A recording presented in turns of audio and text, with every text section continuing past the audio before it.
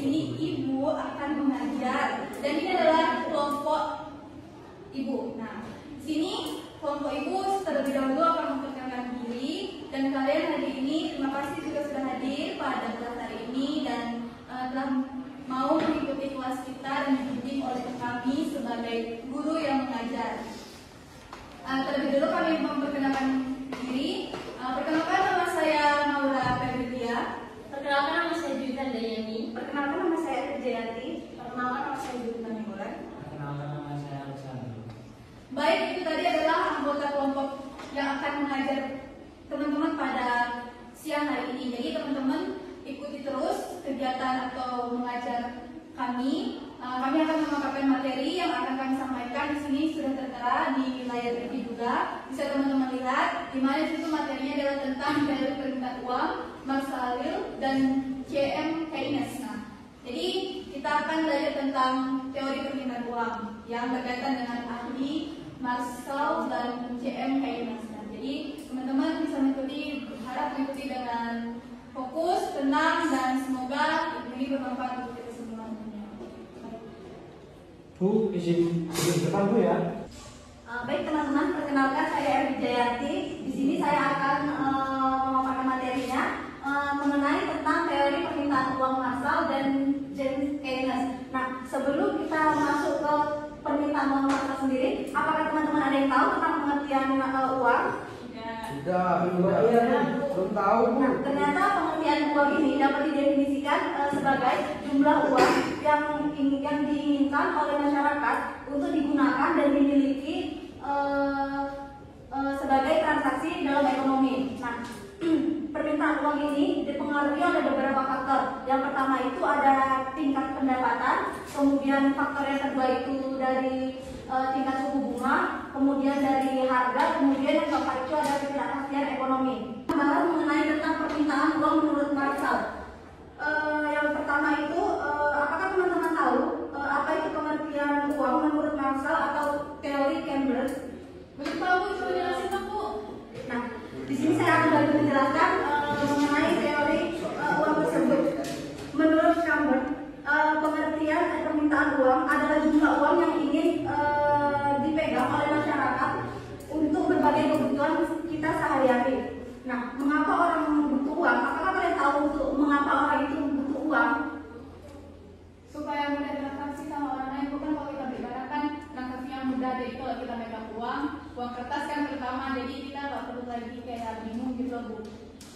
Ya, salah satunya seperti itu. Nah, di sini juga saya akan membahas 3 alasan utama mengapa orang itu butuh memegang uang. Nah, yang pertama itu alasan yang pertama yaitu untuk alat transaksi. Orang perlu uang supaya bisa membeli barang dan jasa. Misalnya nanti Maura ingin membeli peralatan sekolah atau ingin membayar uang untuk transaksi transportasi seperti itu. Nah, kemudian yang kedua itu sebagai bentuk kekayaan. Orang bisa menyimpan uang tunai daripada menyimpan dalam bentuk lain. Nah, seperti kita membeli emas, kemudian surat-surat berharga, kemudian properti tanah dan lain-lain. Nah, kemudian yang ketiga itu untuk mempermudah hidup kita sehari-hari. Memegang uang membuat aktivitas jadi lebih lancar dan praktis. Oke, baik teman-teman. Di sini kita akan membahas rumus Cambridge. Tadi udah dijelaskan sama Kak Erwin bahwa rumus Cambridge itu adalah MS sama dengan K dikali P dikali Y, atau bisa sama dengan persamaan P sama dengan MS per K dikali Y. Nah, keterangannya MD itu sama dengan permintaan uang oleh individu, sedangkan MS itu penawaran, dan Y itu pendapatan masyarakat, kemudian P tingkat harga umum, dan K itu sama dengan uang kas. Oke, kita akan ngerjain, kita akan masukin rumusnya ke dalam soal. Contoh, misalkan diketahui jika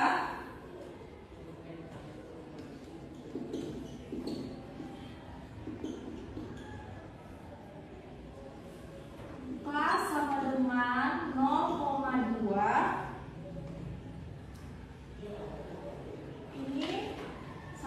PNB atau pendapatan nasional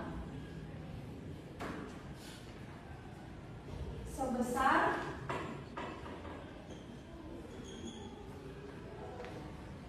Rp8.000, Rp5.000, dan jumlah uang beredar sebesar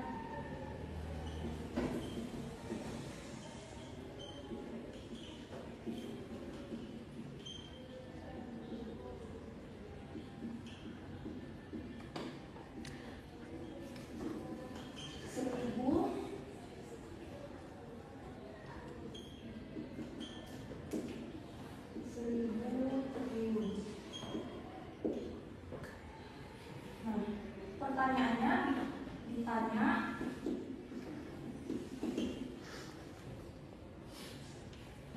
berapa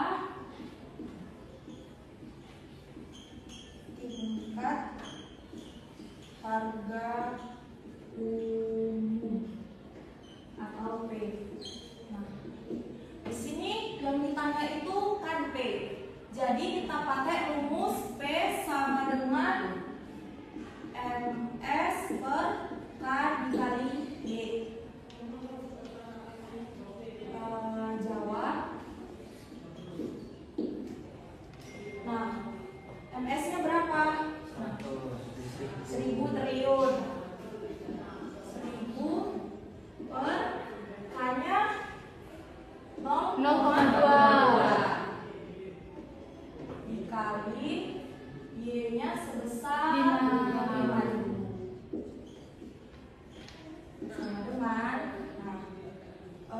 Sebelumnya kita kali dulu 0,2 dikali 5.000. Kita bikin 1000 kali 0,2. Nah, 0,2 dikali 5.000 sama dengan berapa? 1000. 1000 dibagi 1000 sama dengan 1. Ini dia contoh soal dari rumus Cambridge. Mungkin itu aja, selanjutnya akan dilanjutkan Kak Erlin. Baik, yang selanjutnya seorang ekonom bernama James Keynes menjelaskan bahwa ada 3 alasan utama atau motif orang menyimpan uang yang akan kita bahas satu persatu. Nah, yang pertama itu ada motif transaksi. Motif transaksi merupakan orang menyimpan uang untuk membayar kebutuhan sehari-hari seperti membeli makanan, kemudian untuk membayar listrik ataupun membeli pulsa. Nah, contoh nyatanya semisal Bayu mendapat uang jajan 20.000 untuk dia berangkat ke kampus. Nah, kemudian yang 20.000 itu dia pakai untuk yang 10.000 untuk dia jajan, kemudian yang 10.000-nya lagi itu untuk dia berangkat menggunakan transportasi umum. Nah, kemudian yang kedua itu ada motif berjaga-jaga. Motif berjaga-jaga yakni orang yang menyimpan uang dalam keadaan darurat atau hal yang tidak terduga. Misalnya Bayu menyisihkan uang 10.000 setiap minggunya untuk keadaan yang tidak terduga, seperti semisal nanti sepatunya rusak atau tiba-tiba bensinnya habis, jadi seperti itu. Kemudian yang ketiga itu ada motif spekulasi. Motif spekulasi ini ialah orang yang menyimpan uang karena menunggu waktu yang tepat untuk investasi atau takut nilai investasinya turun. Nah, seperti Bayu tidak membeli emas sekarang karena emas lagi masih tinggi-tingginya. Nah, Bayu ini akan menyimpan uangnya terlebih dahulu, kemudian dia akan membeli emas tersebut ketika harga emas sudah menurun. Jadi seperti itu. Sekian, terima kasih. Saya kembalikan ke selanjutnya. Baik, di sini saya akan melanjutkan memaparkan materi. Perkenalkan, nama saya Jessica Dayani.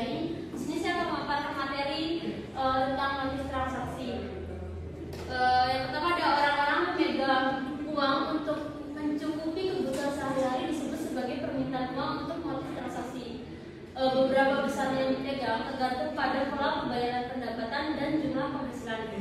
Bila seseorang digaji dalam harian, maka ia akan memegang uang lebih sedikit dibandingkan dengan orang yang menerima gaji bulanan. Menurut Keynes, orang yang rata-rata akan memegang uang sebesar Y/2 apabila ia menerima gaji 300.000 per bulan, maka ia akan rata-rata memegang uang sebesar 150.000. Dari penjelasan di atas dapat disimpulkan bahwa besar kecilnya seseorang memegang uang permintaan uang untuk motif transaksi. Lanjut, tadi kita udah membahas tentang rumus spekulatif. Nah, sekarang kita bahas tentang motif transaksi. Tadi Kakak Ita tadi udah jelasin tentang teorinya. Kemudian di sini ada rumus MT sama dengan K dikali Y. Nah, ini dia. MT sama dengan K dikali Y. Nah, contoh soalnya diketahui jika proporsi K sama dengan 0,1 dan pendapatan nasional atau Y sebesar 8.000 triliun. Nah, ditanya berapa jumlah uang untuk transaksi dan berjaga-jaga? Jawab ini, lanjut awal. Tadi kan rumusnya MT sama dengan K dikali Y. MT. Nah, MT ini apa sih? MT ini sama dengan motif transaksi. Nah, K tadi itu sama dengan konstan atau nilai yang tidak berubah. Kemudian yaitu pendapatan nasional. Nah, MT sama dengan K-nya berapa? 0,1 dikali Y. Y-nya berapa? 8.000 triliun sama dengan MT. 0,1 dikali 8.000 berapa? 15.000. 0,1 dikali 8.000. 0,1.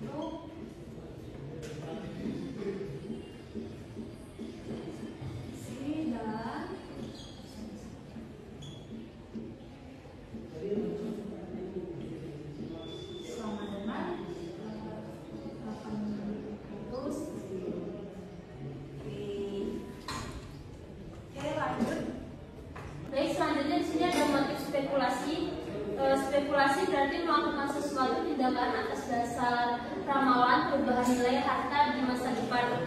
Jika seorang spekulan meramalkan bahwa harga rumah, nilai saham atau harga emas akan meningkat di masa depan, mereka akan membeli rumah, saham atau emas dan bukan menyimpan uang. Jadi dalam hal ini spekulan berharap bahwa mereka akan mendapatkan keuntungan dari peningkatan harga rumah, saham atau emas di masa depan. Ini tentu dengan sendirinya mengurangi permintaan uang secara keseluruhan. Jumlah permintaan terhadap uang berdasarkan motif-motif yang telah diterangkan dapat dirumuskan sebagai berikut. Rumusnya ada L sama dengan M1 tambah M2 sama dengan FY tambah FI.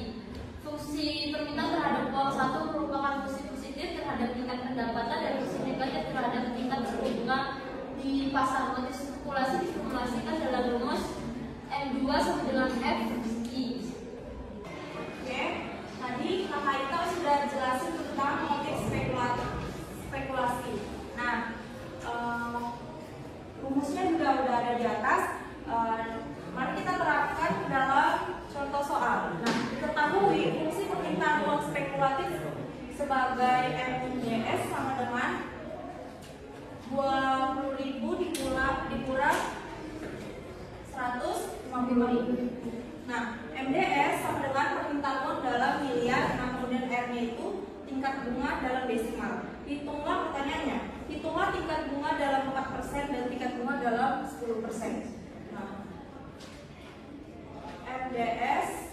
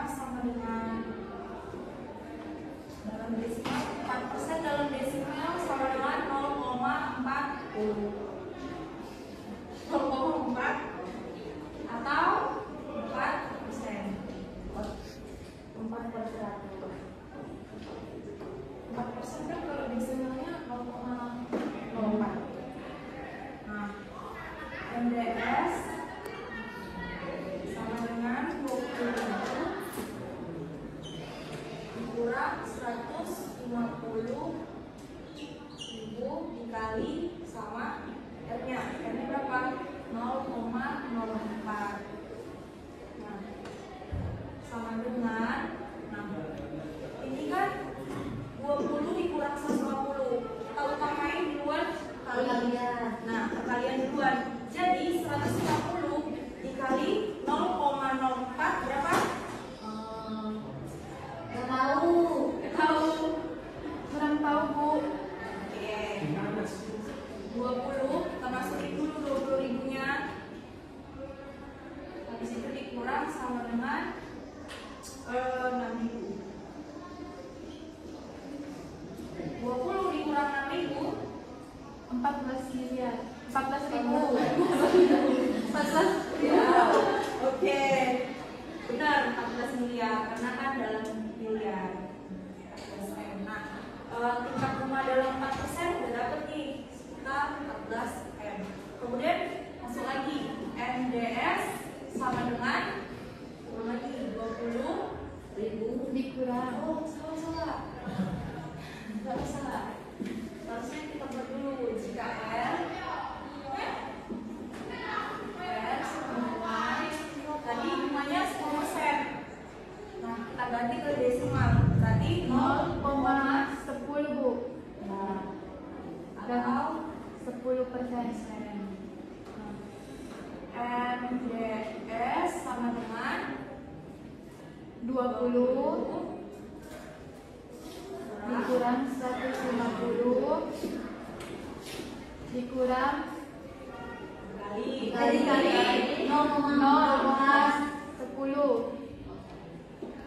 Oke. Nah, kan ini perkalian nih. Jadi kita utamain kalinya duluan ya. 150 dikali 0,10 berapa? 20 Itu yang muridnya dikurang berapa? 150 dikali 0,10 15.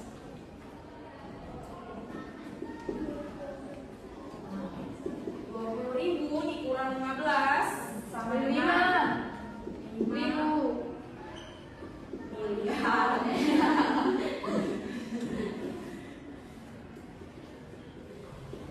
Oke, jadi tingkat harga bunganya tadi sebesar 4% sama dengan 14 miliar dan tingkat bunga 10%-nya sama dengan 5 miliar.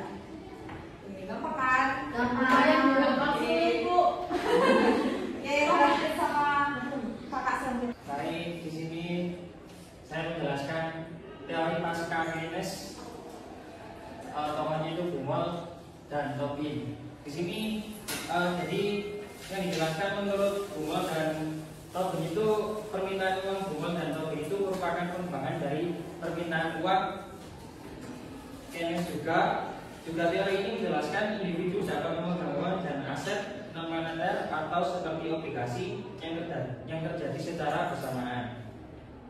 Lalu untuk uang kas ini pendapat Tobin dan Bumol per individu atau perusahaan hanya untuk bertujuan transaksi, tetapi obligasi tidak dapat dipakai sebagai alat tukar.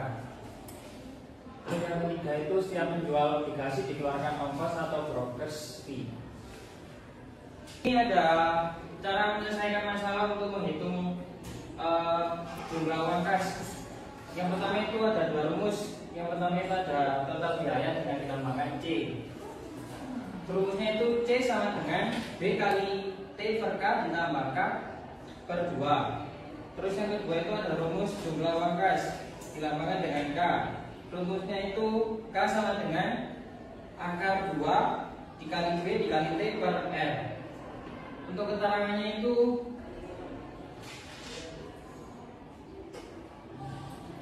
T itu sama dengan pendapatan individu.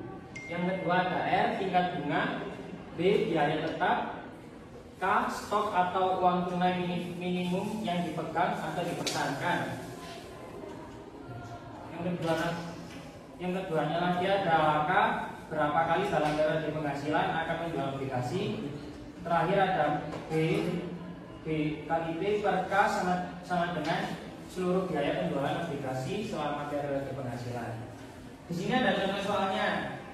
Contoh soalnya itu diketahui T sama dengan 12, B sama dengan 5.000, R sama dengan 10% per bulan. Nah, yang ditanyakan itu jumlah uang tunai optimal atau K yang dimaksimalkan biayanya.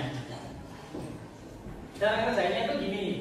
Kita pakai rumus yang jumlah uang kas.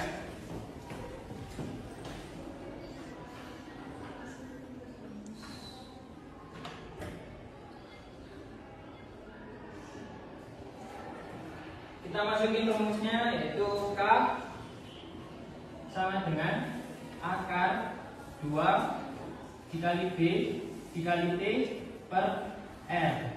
Kita tinggal masukin aja. K sama dengan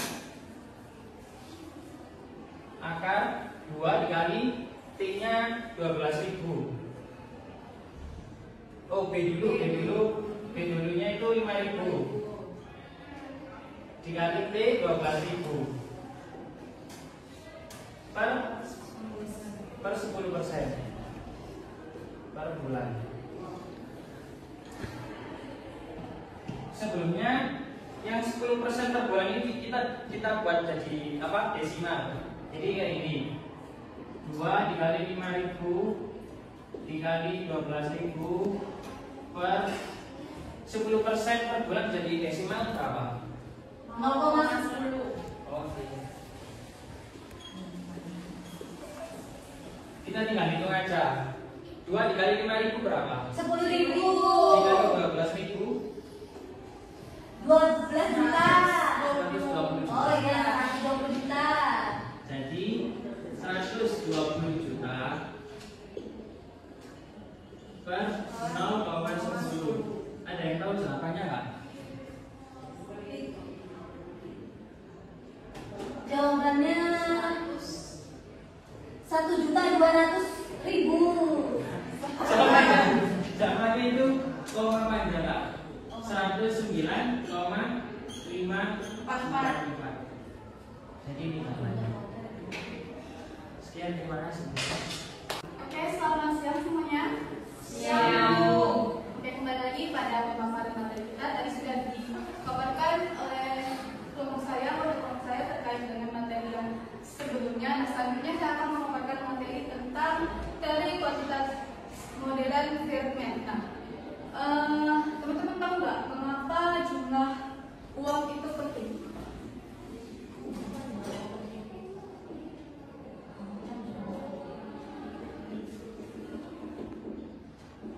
Yang tahu?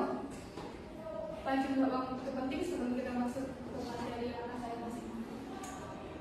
Nggak tahu. Karena dia kaya. Hah? Banyak jumlah kan. Bergaya. Tapi terlalu banyak uang bisa menyebabkan Kaya. ya kaya. Tapi kalau untuk pertumbuhan ekonomi Indonesia Bagus. Harganya. Mengapa jumlah uang penting? pasti bisa Pentingnya untuk Ya. mungkin jawabannya itu adalah terlalu banyak uang. Kenaikan harga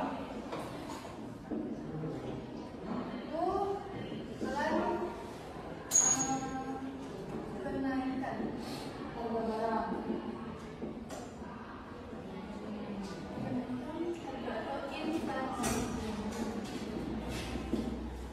Kalau terlalu sedikit uang, Banyaknya jumlah pengangguran. itu bakalan buat apa? Kemiskinan. Ya, ekonomi menyusut. Ekonomi melemah.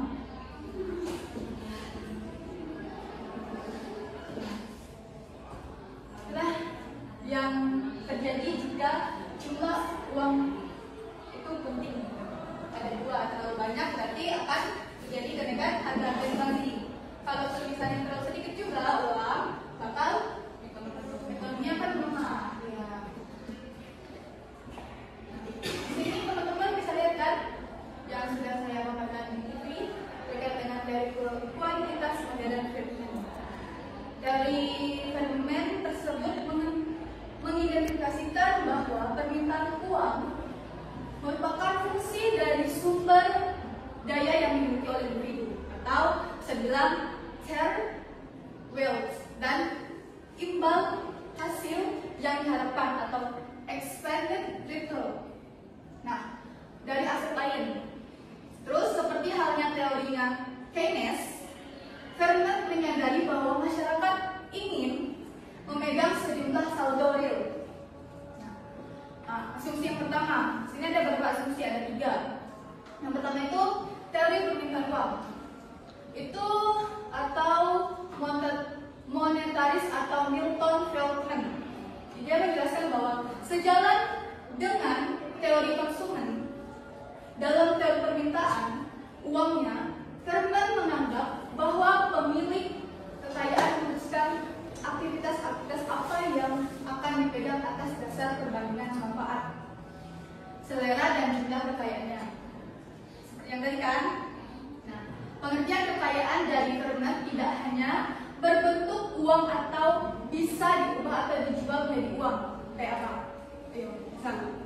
Tahu nggak? Maksud dari pernyataannya. Pengertian kekayaan dari Vernon tidak hanya berbentuk uang atau bisa diubah atau dijual menjadi uang. Barang atau jasa kan? Nah, aset bisa kita jual dan diubah menjadi uang.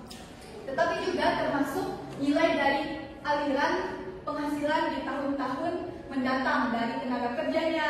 Terus kekayaan tidak lain adalah nilai sekarang dari aliran penghasilan yang diharapkan dari aktivitas-aktivitas yang dipegang. Oke, next selanjutnya.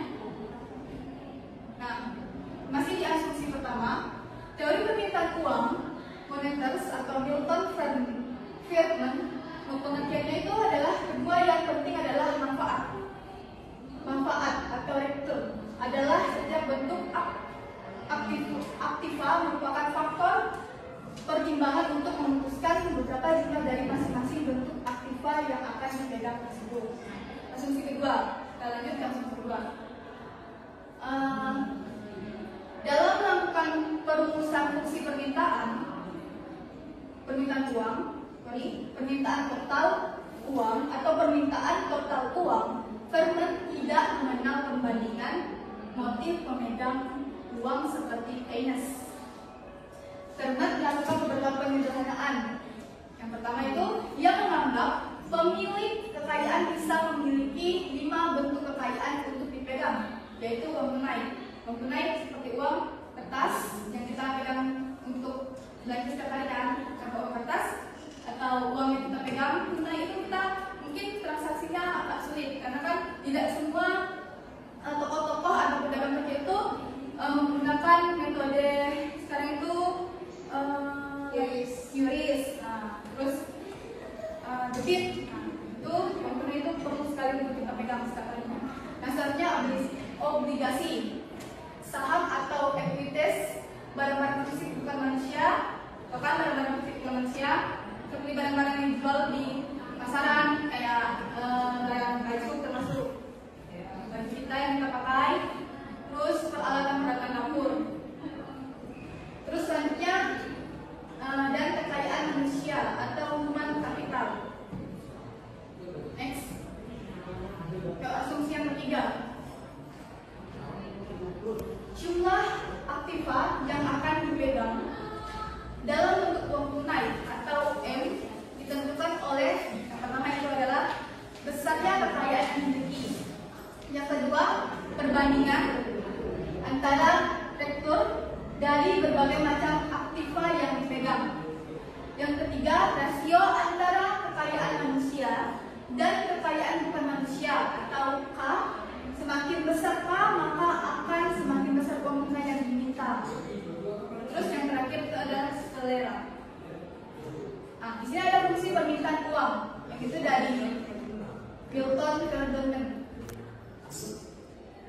Friedman percaya bahwa perubahan dalam tingkat bunga memiliki dampak kecil terhadap rektur ekspektasi pada aset-aset lain relatif terhadap uang, sehingga menurunkan permintaan uang tidak sensitif terhadap pergerakan tingkat bunga. Selanjutnya, fungsi permintaan uang oleh Milton Friedman adalah MD garis miring P sama dengan F dalam kurung Y P tutup kurung, di mana YP adalah permanent income. Nah, menjadi inti dari teori Friedman adalah uang beredar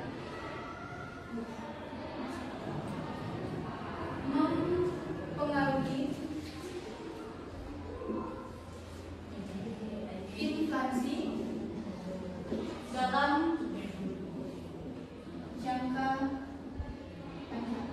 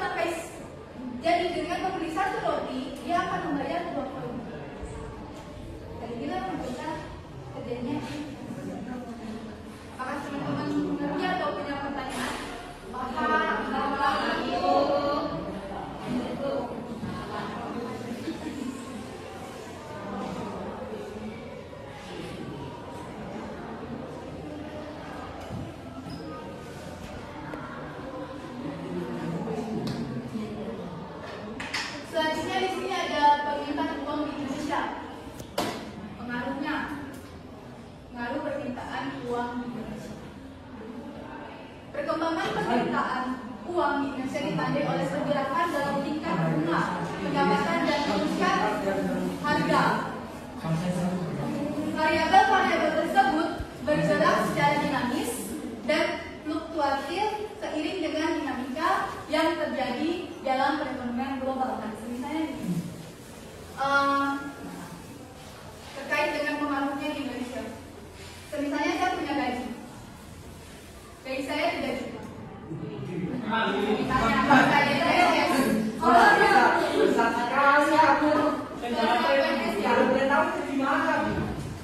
PT. Ngajar itu sampingan. Cuma dari pengalaman saja. Ya, betul sekali. Sebenarnya saya punya gaji 3 juta.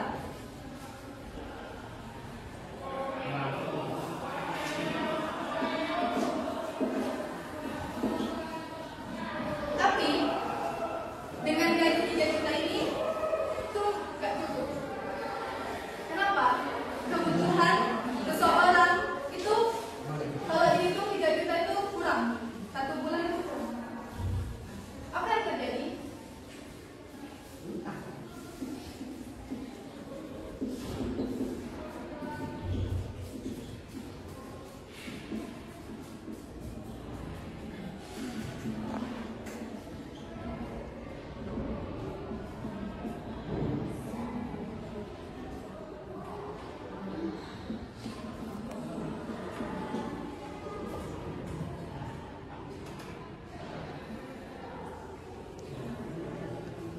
Terjadilah permintaan meningkat, tetapi pendapatan sedikit.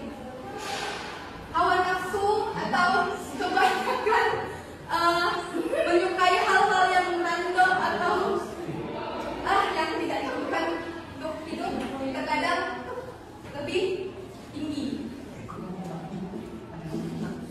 Contohnya beli skincare. Ya benar sekali.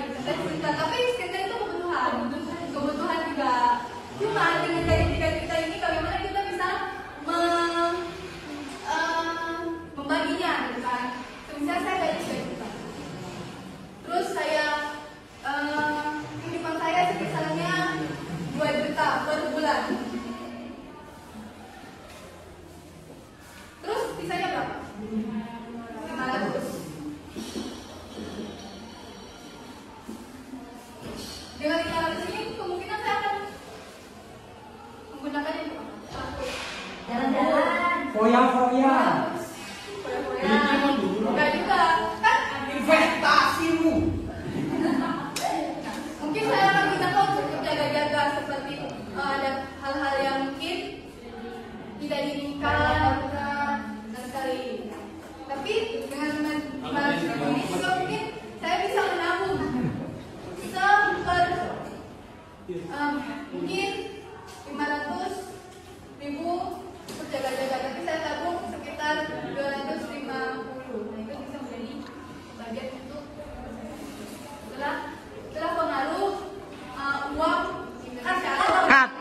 Itulah teman-teman kira-kira contoh yang menjadi pengaruh permintaan uang di Indonesia yang tadi saya jelaskan. Di sini juga ada beberapa, mungkin teman-teman bisa lihat sendiri. Ada situasi perekonomian yang mengalami fluktuasi dalam perkembangannya, juga mempengaruhi kinerja pada sektor keuangan, terus moneter dan perbankan di Indonesia. Penetapan likuiditas yang dilakukan oleh otoritas moneter dalam mengantisipasi dampak dan gejolak krisis yang terjadi di luar negeri sedikit banyak dapat mempengaruhi likuiditas keuangan dalam perekonomian nasional. Mungkin cuma itu materi yang bisa teman-teman sampaikan, mulai dari teori yang pertama, kedua, dan ketiga sampai hari ini. Nah, selanjutnya yang menarik di sini, kelompok kami ada sedikit bermain games bersama teman-teman, dan yang menang akan mendapatkan sedikit hadiah dari kami. Hadiahnya enggak besar, yang penting cukup ya. Jangan dilihat harga dan bentuknya, tapi lihat dari usahanya, gitu kan. Dan saya juga berterima kasih kepada teman-teman yang pada hari ini sudah mau hadir. Oke, seperti yang saya sampaikan tadi, kita akan bermain game bersama quizzes.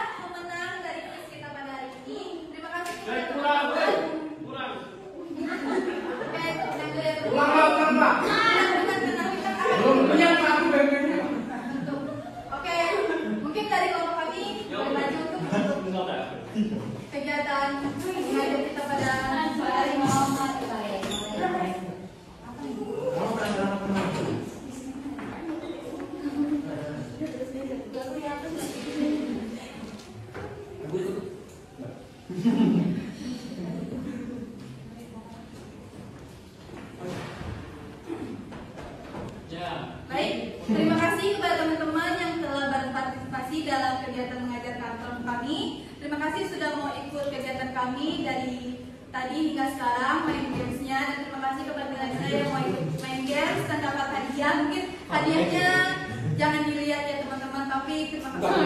Jangan dilihat kecilnya, tapi effortnya.